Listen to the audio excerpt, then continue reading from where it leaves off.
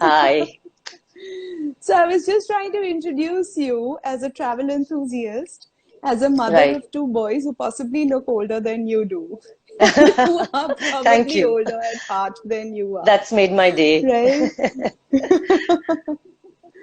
So the reason I wanted to have you join us in this conversation, because by the way, for those of you who don't know, Radhika is my cousin. So I've had the pleasure of seeing her since I was in diapers. And having seen the journey of the kind of family that we have both come from, to see just the comfort and ease with which a lot of these difficult topics are dealt with in her house, I thought it would be great. And not only the fact that she's having these conversations, but breaking the barrier of being a woman and having these conversations with her son. So, True. Radhika, can you share with me, as a mother of two boys, how was it navigating these difficult conversations? Because I know this wasn't necessarily easy for you or didn't come from to you naturally. So I think the trickiest part of making conversation or bringing up these children is the age between the teen age and adulthood. Both my children are adults now, but I think there is a time when comes when you feel that you want to dive into these necessary questions, and the kids need to hear it. But simultaneously, it's a time where they are retracting back from you. They do not want to make any conversation with you, and they do try to find their answers outside. Well, it's hurtful for you because that's what happened with me. I thought that I was a trusted advisor, and I should be the one they should run to. But instead, they were finding their answers outside. But I think slowly and steadily, I just realized that they're trying to find their own identity. They are trying to break away from me and become independent thinkers. And I think that's exactly what you want them to do at the end of the day. So I started growing more flexible, started communicating, because communication is a tie which keeps us together. So started understanding them more, giving them their space, giving them a time to converse and give their point of view to me without judging them at all. These were things that I think made it easier for me. Also, we made our conversations very short. So while we were making conversation about thornier subjects like sexuality or maybe substance use and things like that, we were also talking about sports and maybe even just a movie, or just about creativity, or maybe money and business, because being boys, they always hung on to money and how to earn it and things. So yeah, we made it light for them, but to regain trust, from their childhood when they wanted you to the time they don't want you at all, I think it is a journey that we have to face. So yeah, we I did, think you said such important things there, and I just want to make sure that we've recapped it. And for everyone who's joined us, please feel free to post questions and we'll address them over this live as and how we can. But the things that you said, I grew in my flexibility, learned to respect, and listened. These were the three things that I yeah, really heard you say. And a tool that I heard you give was how you sandwiched these thorny conversations between the ghee and butter of sports, of comfortable conversations, because that's what it looks like. It doesn't look because like it a makes it preachy casual sermon. for them. Yeah, Exactly. Casual and safe, because it becomes yes, digestible. It's not something that, oh my God, this is a lot for me to take in, and why am I talking to you about it? It right. becomes safe that, okay, I can think about it, and then if I feel safe, come back to you for round two. Because And the a thing lot is of that I parents feel. forget that. Yeah. Yeah, I feel that, kids are always, the minute you come up to them and say, can we have a talk? They always have this suspicious thing that what's her motive behind it? You don't want that. There. You want it to be Yes. very, very casual. So, that's where we pick on and, just make it easier over, fun times rather than catching them Yeah. when the mind is bogged down with many other things. Yeah. And in a way, I So think, tell me, the pandemic has really helped us, because that's yeah. one time that they did not have too much on mind and we did not have any work on hand. So we did sit down for a midday meal, which really never happens, and did get into casual conversations about everything. And it was a silver lining, not in any other manner, but, as far as family and conversations is concerned, I think it was a great bond. That's wonderful. And can you also tell me, Radhika, that taboo subjects, and I'm going to put all of this under taboo subjects, right? Substance, sex, sexuality, LGBTQI. I know in your house, even eating non-veg was a taboo Yeah, subject. completely. Yeah, So yeah, yeah. what made it possible for you to move from this family of origins values into this person today, where you've changed what conversations with your children looks like and the values you're holding there? So I think I came from a very conservative family. So, there was something that I always looked out for. And I think I got into adventure because I always was very curious to find out about things around. And that happens with my kids too. So, somewhere down the line, I used to find that space with my parents. But there was only a limit that they could, answer back to the questions that I had, because that was the exposure that we were given. Today, with social media and, with so much that is happening around, and their lives being so much more mature, I think they need us to be as a backup pillar plan, but not be there all the time. So I did give them that, that space where they realize that, I have their back. And, just I think just being there for them in making these kind of conversations easier. Yeah, so Yeah. I try to answer to everything that they were trying to get at without judging. That's very, very important. And yeah, and I'm wondering that do you think that this passion you have, and let's talk about it for a minute, of Right, for right. adventure and travel and just trying out new things, that that's Yeah. actually what might have helped you to be able to parent in this new manner, in this different manner, in this way in which you were able to completely rewrite what the culture in the house might look like. So I think that my travel has played such a huge role in the way the kids and me have connected on a different level. Because I generally and without telling them, choose places where there's no network. So that's the best thing that I try to do. Maybe a liverboard trip where you are, yeah, where there's nothing, or maybe something like Andamans in a village where there's nothing, where there's community living. Like an instance, I can tell you, like when we were on the boat in Egypt, we were with three couples who were not married, and they were living together, some for 10 years, some for 15 years, and they decided not to have children. Now, my kids were never exposed to relations like this, and they kept looking at them with a different view. And, I realized that I need to talk to them. So, I asked him what happened. Or he said, how can they live together without getting married? And I said, darling, a commitment is exclusivity of the heart. It's not to do with, a commitment that is on paper or on a ring. You have to understand that they respect each other, they love each other, they want each other to grow without having these labels put on them. So it's something that you need to accept. And it was just so wonderful for me to see my children just accept that so casually and easily. So, these are things that you see on travel, which you will not be exposed to when you're at home. So there was another instance that was there, where we were sitting, and there was a group of LGBTQ people and things. And, I was just generally talking to them, because again, they were looking at them and staring at them. And, you don't want people to stare at other people. I mean, maybe whoever. So, they were staring at them, and I, told them me things that I never knew that existed. Like he said, now they like to be referred, they prefer to be referred in their nouns, so in their pronouns. So I said, like what do you mean? So he said, like, he has to be him and she has to be her and they has to be them, and that's the way they prefer, because that's their identity. I was surprised that the kids have so much more to teach you, but you have to be accepting.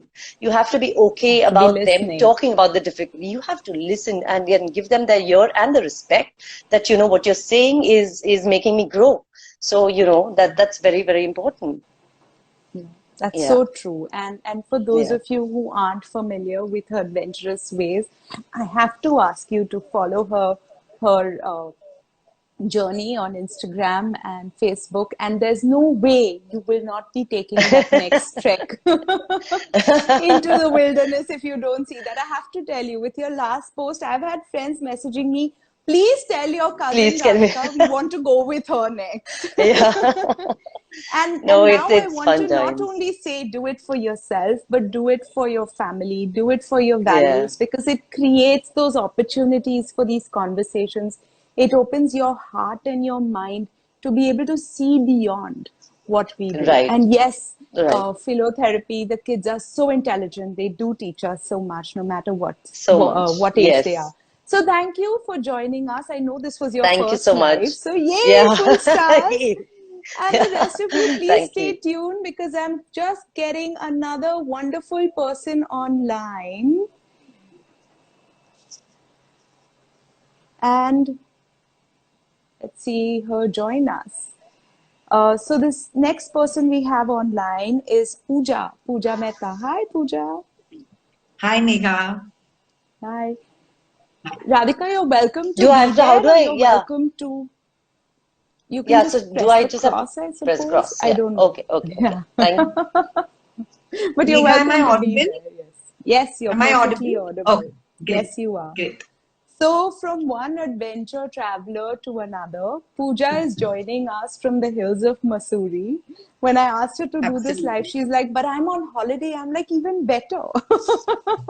Holidays is when we're able to approach these conversations best, right, Pooja? True. Absolutely, absolutely, Megha. So, to quickly introduce Pooja, Pooja Mehta is a mother of two teenage daughters, a counselor. She's a school counselor, she runs a private practice. So, she's completely steeped in this space of mental health. And I have seen she and I are one of her daughters is in school with my daughter, and we've had lots of conversations about these topics, right? Because for so many people, yeah, Tanya, we're all jealous of her being in Missouri. Where we've seen so much, especially the communities that we come from, how people say, oh, you shouldn't have these conversations with your children. And why are you having these conversations with your children? And why not just wait for school to address it the way they are? That's how we learned. But Pooja, you've not necessarily held that opinion. And as a school counselor, you know that's not necessarily the right opinion. So could you shed some light on that? Why should these conversations start at home? It's really important for those conversations to start at home because that's your first safe environment. That's where your communication channels should be open, the trust, the openness, the no judgmental attitude, right? Where you know you're free to broach certain topics, ask certain things, and know that you're going to have a patient ear and at home your parents, your grandparents, it's a very safe zone, and you know that they're going to give you a patient ear. And also, Megha, in today's day and age, especially with our kids growing up, the exposure that they have in terms of just to like Netflix or having these OTT platforms, and they're watching so many of these shows, and there is so much content that is they are being exposed to, which we were never exposed to when we were growing up, right? So, nowadays, in fact, these conversations are so important because they're being exposed to alternative lifestyles, alternative relationships, the sex talk, so much is happening at a younger age that it's important that we talk to our kids or at least give them the a platform where they know that they can talk about certain topics and it's not taboo. It's not, shh, don't talk about it right now. You can't, let's not discuss this now. Or, not now, later. But we need to create that space for them to be able to open up and share because otherwise they're going to And tell shut me, down.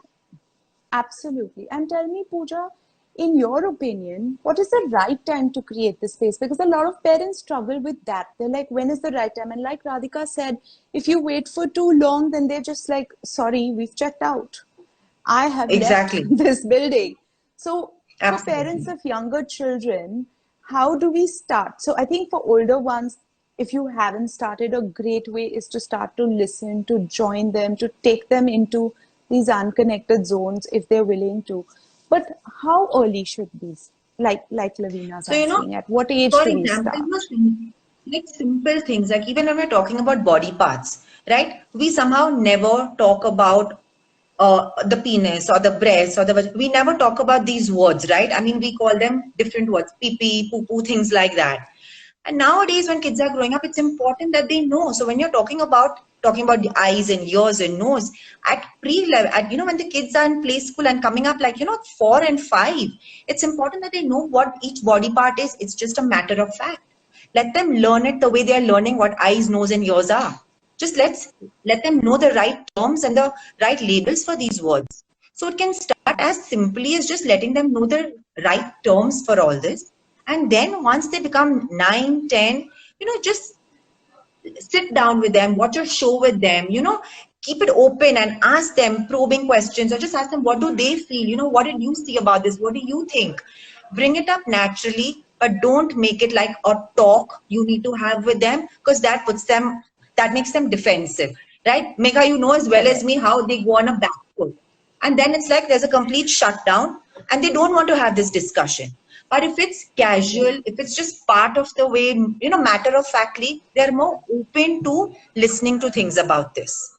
So I would say just want to depends on child jump in, because even Ratchet Satire Girl has just said that her parents never had the talk with her, and she spent a lot of time confused and misguided and wished they had been more open, right? We have that comment from one of our viewers. And yes, when they're informed, they make better choices. And what you're saying is, number one, we start early by naming it what it is instead of imaginary names, by creating safety, by breaking it up, like Radhika also spoke about. We sandwich it, right? These thorny subjects. Absolutely. We don't just get into this. So today we're going to talk about. That's what happens in school, right? I mean, we talk to anybody. They know today is the sex talk. Today is the sex education. Exactly. For everyone, the conversations that stood out was actually that teacher or that any other subject teacher who wove it in to a regular conversation and just made it feel safe, who threw one snippet which showed acceptance, which showed I'm listening, I'm available, and that's all they needed to be able to take it forward, right? Looks like Masuri is playing havoc with the internet. Yeah, I know. I think the network is not that great. It's playing right now. So yeah, you would have been forgiven if we could see the mountains in the background. So sorry, may I just go back to the last thing you spoke about? I think I missed you. Yeah, I think I missed that. That's okay. I think moving forward, I want to explore a little bit about how these conversations can help even with self-confidence, Pooja, because you and I had spoken about it, that this becomes the grounding material for their self-confidence also to develop, right? Absolutely. It makes them more confident. It also makes them more discuss certain things, to talk about certain things. So that's really, really important.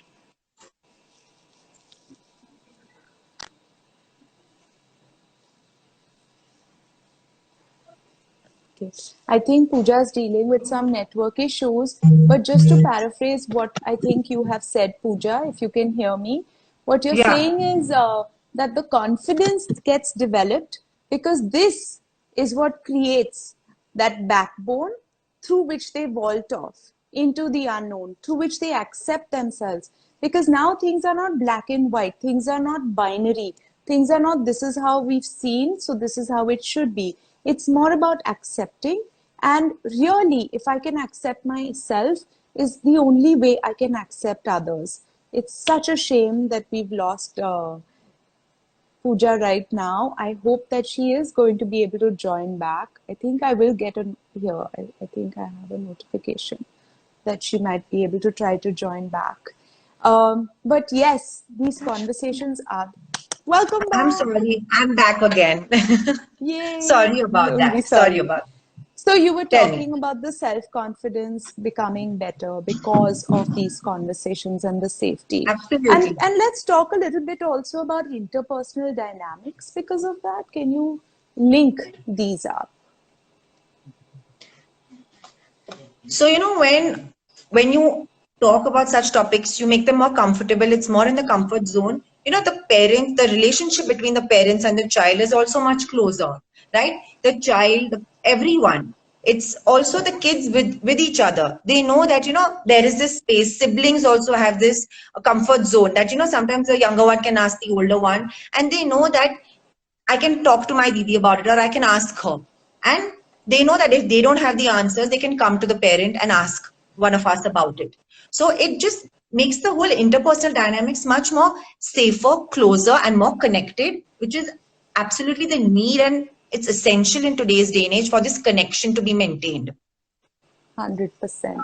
I have to share at this point, Pooja, the story of my own household. So, coming from a Marwari family, things have been always very patriarchal. You don't talk to these topics with your father. You don't show your period sanitary napkins, and things are hidden and all these sort of things. Right. And when my daughter started to menstruate, it was actually my husband she went to. And for him, it's the greatest story of honor that I gave her first I know. sanitary napkin.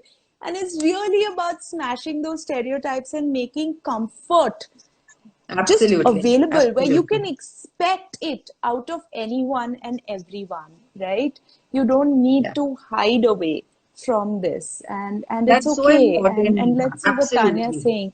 It can go the other way, and kids who aren't spoken to openly, maybe they're a little extreme when they discover it. Oh yeah, for sure. Absolutely. We do For see sure. that because I want to share a story. I have a parent who worked with me, and she had, so they're from a traditional family where they don't drink, etc. And she kept telling her daughter that, drink after you're done with college. So then, after 25, that's when you drink.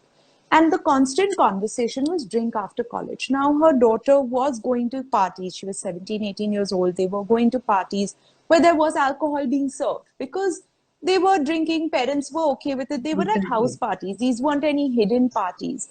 And she was experiencing certain anxiety at this one party, and she straight went to the bar and mixed some alcohol with some sugary drinks with all sorts of things.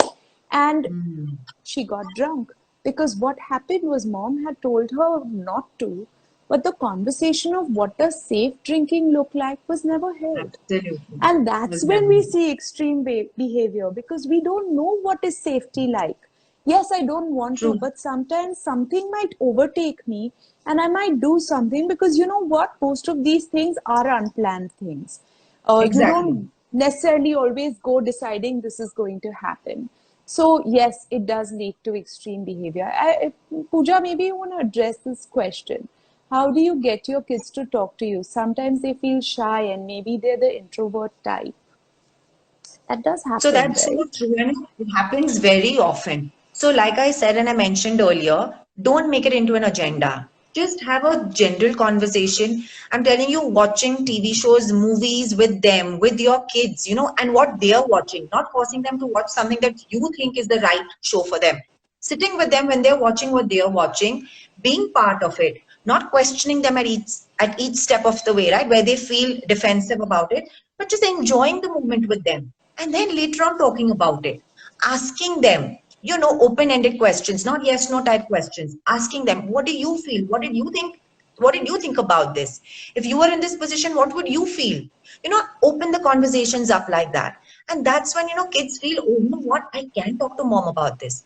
Because sometimes what happens is, when they're watching a show and they see like a kissing scene and they know mom is passing by, it's quickly paused or fast forward or the channel is changed. Thinking mom is going to wonder, what the hell am I watching? Right? We don't want that. We want them to know that, what? In every show, in every movie now, this is what it is. This is the content that is being shown. We need to address it in a manner which makes the kids feel, okay, it's fine. Talk to Absolutely. them in that sense.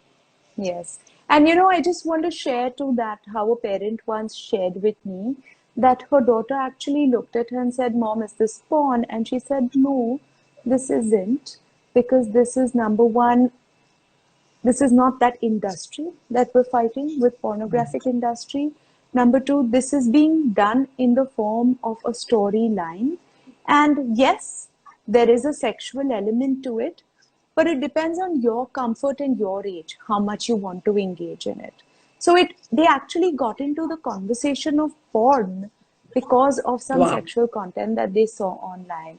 Just to quickly But it's address some so of true, these beautiful Megha. comments that are coming up. Thank you, Tanya, Mm. for relating to the story. And wow, Lavina, the normalized drinking where your child is offering you, can I give you some wine? Why not? It doesn't have to be always about getting drunk and a bad thing, right? I think Absolutely. Shanita is also saying that her son is an introvert. She talks to him a lot about her childhood days and how she would talk to her parent. And she tried to ask him questions in a general and funny way. And absolutely, Shanita, that helps. But I think what Pooja's also been talking about is what we discussed last week, which is called special time, where we're not Yeah, necessarily telling them that this is the formula of connection. Maybe you did feel comfortable talking to your parents. They have to feel okay to not exactly. necessarily want to talk to you. And that's actually going to make them feel okay that they can talk to you instead of us telling Exactly, them that, Megha. You said no, it I am your so safe perfectly. space. You said it so well. And you also need to understand that boys are different. However much we may say, there are girls who love to jabber. They come home from school and it's non-stop what happened. There are some boys who are talkative and there are some boys who are not talkative.